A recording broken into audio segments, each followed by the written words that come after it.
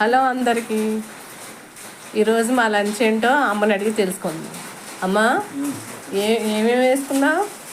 పప్పు, అదేంటి గిన్నెలో?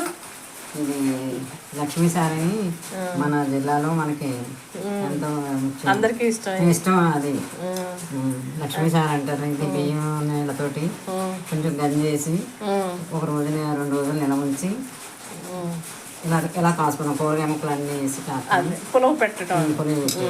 దీనిలో B1, B2, 6 అన్నీ ఉంటాయి. మంచి విటమిన్ అన్నమాట. పులిసినప్పుడు మంచి బ్యాక్టీరియా అన్నీ తయారవుతాయి. ఇది మజ్జిగ తాలింపు.